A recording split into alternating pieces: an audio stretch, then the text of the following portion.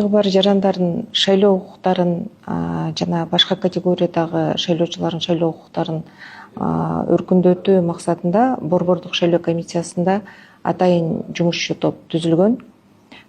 Жумушчу топтун негизги курамына тиештүү мамлекеттик органдардын өкүлдөрү жана майыптыгы бар жарандардын укуктарын коргоо боюнча коомдук фонддордун өкүлдөрүнөн түзүлгөн жумушчу топ. Биздин жумушчу топтун негизги жумушу болуп майыптыгы бар жарандардын жана башка категориядагы жарандардын шайлоо укуктарын өркүндөтүү менен бирге ошол майыптыгы бар жарандарга шайлоо участоктарынын жеткиликтүүлүгүн түзүү, алардын активдүү жана пассивдүү шайлоо укуктарын ишке ашырууга шарттарды түзүү, ошол эле шайлоо участоктарынын жеткиликтүүлүгүн камсыз кылуу болуп эсептелинет. Ал деген ошол тийиштүү шайлоо участоктарында пандустар барбы, шайлоо майыптыгы бар жарандар үчүн атайын кабинкалар барбы, ал жерде көрүүсү начар майыптыгы бар жарандар болуп калса алар үчүн чоңойтуп окуганы чоңойтуп бере турган лупалар барбы деген өңдүү шарттарды түзүү дагы кирет. Жумушчу топтун курамы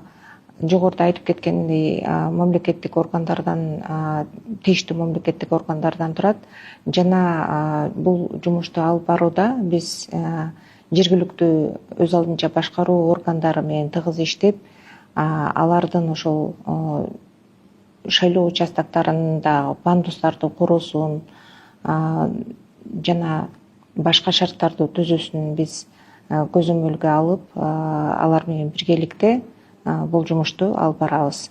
Мындан сырткары дагы айта кетчү нерсе, жумушчу топ түзүлгөндөн баштап эле биз ошол майыптыгы бар шайлоочулардын эсепке алуу менен бирге муктаждык карталары да түзүлгөн.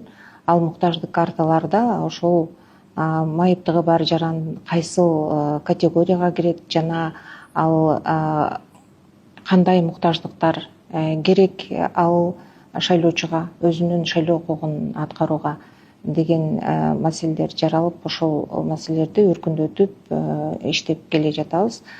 Мындан сырткары дагы айта кетчү нерсе, биз жанагы шайлоо учурунда эле эмес, башка учурда дагы ошол инклюзивдүүлүктү аткаруу максатында биз колл-центр ачылган. Ошол колл-центрде бир гана мүмкүнчүлүгү чектелген жарандарды эшикке алынып, ошол шайлоо өнөктүгү жүрүп жаткан мезгилде колл борборунда бир гана мүмкүнчүлүгү чектелген жарандар иштейт.